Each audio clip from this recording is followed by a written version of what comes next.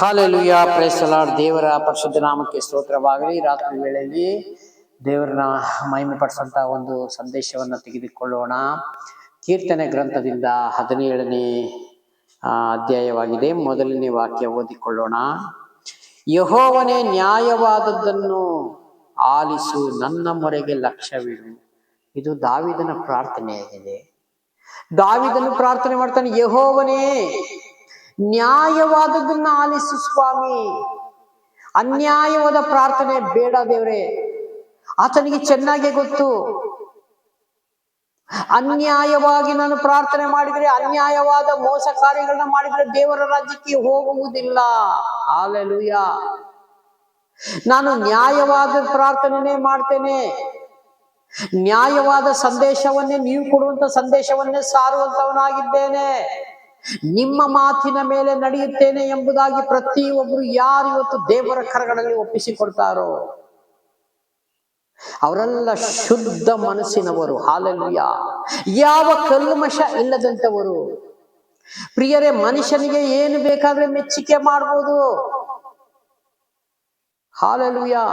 ಆದರೆ ನಮ್ಮ ಮನಸ್ಸಿಗೆ ಮನಸ್ಸೇ ತಿಳಿದಂತವ ದೇವರಿಗೆ ನಾವು ಹೇಗೆ ಮೆಚ್ಚುಗೆ ಮಾಡೋದು ಪ್ರಿಯ ಸಹೋದರ ಸಹೋದರಿಯರೇ? ಹಲ್ಲೆಲೂಯಾ. ಅದಕ್ಕೆ ಭಕ್ತನು ಕೇಳ್ತಾನೆ, ನ್ಯಾಯವಾದನ್ನೇ ಆಲಿಸು ದೇವರೇ, ಆಲಿಸಿ ನೀನು ತೀರ್ಪು ಕೊಡುವಂತವರಾಗಿದ್ದೀರಿ. ಹಲ್ಲೆಲೂಯಾ.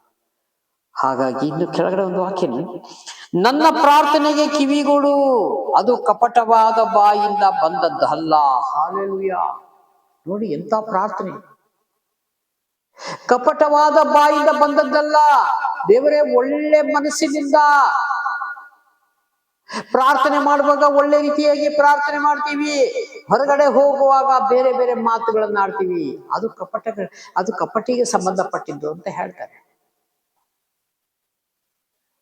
ನಾವು ಪ್ರಾರ್ಥನೆ ಆಲಯದಲ್ಲಿ ಹೇಗಿರ್ತೀವೋ, ಮನೆಯಲ್ಲಿ ಹೇಗಿರ್ತೀವೋ, ಹೊರಗಡೆ ಹೋದಾಗ ಹೇಗಿರ್ತೀವೋ ಎಂಬುದಾಗಿ ಎಲ್ಲವನ್ನು ದೇವರು ಬಲ್ಲಾತನಾಗಿದ್ದಾನೆ. ಆತನಿಗೆ ಮುಚ್ಚು ಮರೆ ಮಾಡ್ಲಿಕ್ಕೆ ನಮ್ಮ ಕೈಲಿ ಸಾಧ್ಯವೇ ಇಲ್ಲ. ಹಲ್ಲೆಲೂಯಾ. ಯಾವತ್ತು ನಾವು ಈ ಎಲ್ಲದನ್ನು ಸರಿಯಾಗಿ ಕಂಡು ಬರ್ತೀವೋ ನಮ್ಮ ಪ್ರಾರ್ಥನೆ ಪರಲೋಕ ಮುಟ್ಟುತ್ತದೆ. ಹಲ್ಲೆಲೂಯಾ.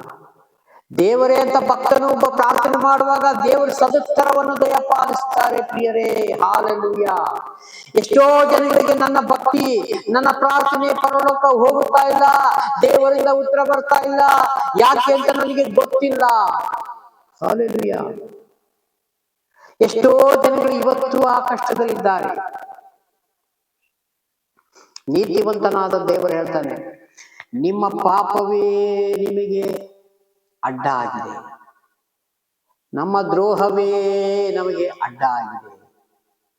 ಯಾವಾಗ ಇದು ಒಳಗಡೆಯಿಂದ ಎಲ್ಲ ಕ್ಲಿಯರ್ ಮಾಡಿಕೊಂಡು ಹೊರಗಡೆ ಬಂದು ದೇವರೇ ಅಂತ ಮೊರೆ ಇಡ್ತೀವೋ, ಪರಲೋಕದಲ್ಲಿ ಸಿಂಹಾಸನದ ಮೇಲೆ ಕೂತಿರುವ ತಂದೆಯಾದ ದೇವರು ಗಣನೆಗೆ ತೆಗೆದುಕೊಳ್ತಾರೆ, ಲೆಕ್ಕಕ್ಕೆ ತೆಗೆದುಕೊಳ್ತಾರೆ, ಅವರ ಆಲೋಚನೆಗೆ ತೆಗೆದುಕೊಳ್ತಾರೆ. ಹಲ್ಲೆಲೂಯಾ. ಆವಾಗ ನಮಗೆ ಸಹಾಯ ಹಸ್ತವನ್ನ ಚಾಚಿ, ಲೋಕದ ಕಟ್ಟ ಕಡೆ ಎಲ್ಲಿಂದ ನೀವು ಪ್ರಾರ್ಥನೆ ಮಾಡಿದ್ರು ಪರಲೋಕ ಮುಟ್ಟುತ್ತದೆ ಪ್ರಿಯರೇ. ಹಲ್ಲೆಲೂಯಾ. ನಾವು ಎಲ್ಲಿ ಹೋಗ್ಬೇಕಾದ್ರೂ ನಾವು ದಾರಿಗೆ ಹೋಗುವಾಗ, ನಡೆಯುವಾಗ, ಕೂರುವಾಗ, ಸದಾ ಕಾಲ ಯೆಹೋವನ ನಾಮವನ್ನು ಪ್ರಚುರಪಡಿಸಿಕೊಳ್ಳಿ. ಯೇಸು ಸ್ವಾಮಿ ಹೆಸರಿನಲ್ಲೇ ನೀವು ನಡೆಯಿರಿ. ಹಲ್ಲೆಲೂಯಾ. ಈ ರೀತಿಯಾಗಿ ದೇವರು ನಡೆಸ್ತಾರೆ. ಆ ನಂಬಿಕೆ ಬೇಕು, ಆ ನಂಬಿಕೆಯಲ್ಲಿ ಬೆಳಿಬೇಕು. ಹಲ್ಲೆಲೂಯಾ. ಕೆಳಗಡೆ, ನಿನ್ನಿಂದ ನನಗೆ ನ್ಯಾಯವಾದ ತೀರ್ಪು ಉಂಟಾಗಲಿ, ನೀನು ನೀತಿಗನುಸಾರವಾಗಿ ನೋಡುವವನಲ್ಲವೇ. ಹಲ್ಲೆಲೂಯಾ. ಭಕ್ತ ಹೇಳ್ತಾನೆ, ಎಲ್ಲ ದೇವರಿಗೆ ಒಪ್ಪಿಸಿಕೊಡ್ತಾನೆ, ನಿನ್ನಿಂದ ನ್ಯಾಯವಾದದ್ದನ್ನ ಮಾತ್ರ ಸ್ವಾಮಿ ದೇವರೇ ಕರ್ತನೆ ನಡೆಸು.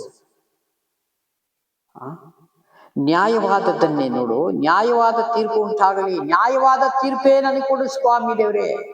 ನನಗೆ ಅನ್ಯಾಯ ತೀರ್ಪು ಬೇಡ. ಯಾಕಂದ್ರೆ ನಾನು ನ್ಯಾಯವಾಗಿ ನಿಮ್ಮ ಹತ್ರ ಕೇಳ್ತಾ ಇದ್ದೇನೆ, ನ್ಯಾಯಬದ್ಧವಾಗಿ ನಿಮ್ಮ ಹತ್ರ ಕೇಳ್ತಾ ಇದ್ದೀನಿ. ಹಿಜ್ಕೀಯನು ಹೇಳ್ತಾರೆ, ನಿನ್ನ ಮರಣ ಸಮೀಪವಾಗಿದೆ, ನೀನು ಮನೆಗೆ ಏನೇನೆಲ್ಲ ಸೆಟ್ ಮಾಡ್ಬೇಕು ಸೆಟ್ ಮಾಡಿ ಎಲ್ಲ ಕ್ಲಿಯರ್ ಮಾಡಿ ಬಾ, ನೀನು ಮರಣ ಹೊಂದುತ್ತಿ ಅಂತ ಆ ಯೆಶಾಯ ಕೂಡ ಹೇಳಿ ಕಳಿಸುವಾಗ, ಯೆಶಾಯ ಹೋಗಿ ಹೇಳಿದಾಗ ಇಸ್ಕೇನು ದೇವರ ಹತ್ರ ಮತ್ತೆ ಮೊರೆ ಹೋಗ್ತಾನೆ. ದೇವರೇ, ನನ್ನನ್ನು ನೆನಪು ಮಾಡಿಕೋ ಸ್ವಾಮಿ, ನಾ ಇಂಥ ಭೂಮಿ ಮೇಲೆ ಇಂಥ ಒಳ್ಳೆ ಕಾರ್ಯ ಮಾಡಿದೀನಿ, ಇಂಥ ಒಳ್ಳೆ ಕೆಲಸ ಮಾಡಿದೀನಿ ಸ್ವಾಮಿ, ಮರ್ತ ಬಿಟ್ಟಿಯಾ, ನನ್ನನ್ನು ನೆನಪು ಮಾಡಿಕೋ. ಹಲ್ಲೆಲೂಯಾ. ಅವಾಗ ದೇವರು ಮತ್ತೆ ಯೆಶಾಯನಿಗೆ ಹೇಳಿ ಕಳಿಸ್ತಾರೆ, ಅವನಿಗೆ 15 ವರ್ಷ ಆಯುಷ್ ಕಾಲವನ್ನು ನಾನು ಕೂಡಿಸಿ ಕೊಟ್ಟಿದ್ದೇನೆ. ಹಲ್ಲೆಲೂಯಾ. ಹೋಗು, ಇನ್ನು 15 ವರ್ಷ ಬದುಕ್ತಾನ. ಸಾಯುವನಿಗೆ 15 ವರ್ಷಗಳ ಕಾಲ ಮತ್ತೆ ಈ ದೇವರು ಎಕ್ಸ್ಟೆಂಡ್ ಮಾಡಿದ್ದಾರೆ. ಯಾಕೆ? ಅವನ ಮೊರೆ ಹೋಗಿದ್ದಾನೆ, ಅವನ ಪ್ರಾರ್ಥನೆ ಸರಿಯಾಗಿದೆ, ದೇವರ ಹತ್ರ ಸರಿಯಾಗಿ ನಡೆದುಕೊಂಡಿದ್ದಾನೆ, ದೇವರ ಮಾತಿಗೆ ವಿಧೇಯನಾಗಿದ್ದಾನೆ. ಅವಿಧೇಯನಾಗ್ಲಿಲ್ಲ, ತಂದೆ ಮಾತನ್ನ ತೆಗೆದುಕೊಂಡು ಈ ಭೂಮಿ ಮೇಲೆ ನೀತಿವಂತನಾಗಿ ಬದುಕಿದ್ದಾನೆ, ಅದಕ್ಕೆ ಬದುಕಿದ್ದಾನೆ. ಹಲ್ಲೆಲೂಯಾ. ಹಾಗಾಗಿ ಅವನ ಜೀವದಾನ ದೇವರು 15 ವರ್ಷ ಆಯುಷ್ ಕಾಲ ಕೂಡಿಸಿಕೊಟ್ರು. ದೇವರ ನಾಮಕ್ಕೆ ಸ್ತೋತ್ರವಾಗಿ. ನೋಡಿ, ನೀನು ನನ್ನ ಹೃದಯವನ್ನು ಪರೀಕ್ಷಿಸಿದರು, ರಾತ್ರಿ ವೇಳೆಯಲ್ಲಿ ವಿಚಾರಿಸಿದರು, ನನ್ನನ್ನು ಪುಟಕ್ಕೆ ಹಾಕಿ ಶೋಧಿಸಿದರು, ಯಾವ ದುರಾಲೋಚನೆಯು ನನ್ನಲ್ಲಿ ದೊರೆಯುವುದಿಲ್ಲ. ಧೈರ್ಯವಾಗಿ ಹೇಳ್ತಾನೆ ಭಕ್ತ.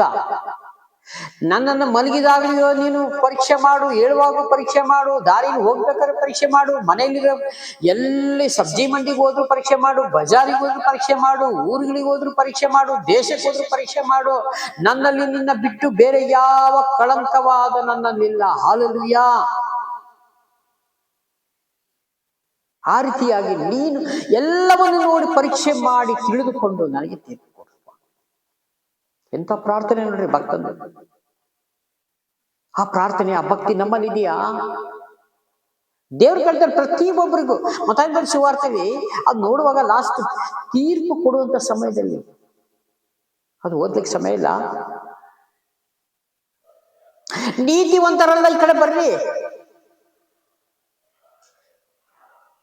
ಬಾಕಿ ಇರೋರಿಗೆ, ಸಹೋದರ ಸಹೋದರಿರೇ, ಅಣ್ಣ ತಮ್ಮಂದಿರೇ, ತಂದೆ ತಾಯಿಗಳೇ, ಅಕ್ಕ ತಂಗಿಯವರೇ, ಚಿಕ್ಕ ಮಕ್ಕಳೇ, ನೀವ್ಯಾರು ನನಗೆ ಗೊತ್ತಿಲ್ಲ. ಒಂದು ಪರಿಚಯ ಇರುವವನು ಮಾತ್ರ ದೇವರು ಕರೀತಾನೆ. ಪರಿಚಯ ಇಲ್ಲದವರಿಗೆ ನಿನ್ನ ಗುರುತು ನಾನು ಕಾಣೆನೋ, ಧರ್ಮವನ್ನ ಮೀರಿ ನಡೆದವರೇ, ವಾಕ್ಯವನ್ನ ಮೀರಿ ನಡೆದವರೇ, ಧರ್ಮಶಾಸ್ತ್ರವನ್ನು ಹಿಡಿಯದವರೇ, ನಿನ್ನ ಗುರುತು ನನಗೆ ಇಲ್ಲ, ನಿನ್ನ ಪರಿಚಯ ನನಗಿಲ್ಲ. ಹಲ್ಲೆಲೂಯಾ. ಆ ಪರಿಚಯ ಇಲ್ಲ ಅನ್ನೋ ಪದದೊಳಗೆ ನಾವು ಸೇರಬಾರದು. ಇದಕ್ಕೆ ದೇವರಿಗೆ ಎಚ್ಚರಿಕೆಯಿಂದ ವಾಕ್ಯ ಸಂದೇಶವನ್ನ ಸಾರಲಿಕ್ಕೆ ಕೊಟ್ಟಿದ್ದಾರೆ ಪ್ರಿಯರೇ. ಇದನ್ನ ತೆಗೆದುಕೊಂಡು ಧ್ಯಾನ ಮಾಡಿ ನಾವು ಅದ್ರ ಪ್ರಕಾರನೇ ನಾವು ನಡೆಯುವಾಗ ಇವನು ನನ್ನವನು ಅಂತ ಹೇಳಿಕೊಳ್ತಾರೆ ಸ್ವಾಮಿ. ಹಾಗಾಗದಂತೆ ಪ್ರತಿಯೊಬ್ಬರಿಗೂ ಸಮಯ ಕೊಟ್ಟಿದ್ದಾರೆ ದೇವರು. ಪ್ರತಿಯೊಬ್ಬರಿಗೂ ಆಯುಷ್ ಕಾಲವನ್ನು ನಮ್ಗೆ ಕೊಟ್ಟಿದ್ದಾರೆ. ಎಷ್ಟು ದಿನ ಅಂತ ನಮ್ಗೆ ಗೊತ್ತಿಲ್ಲ.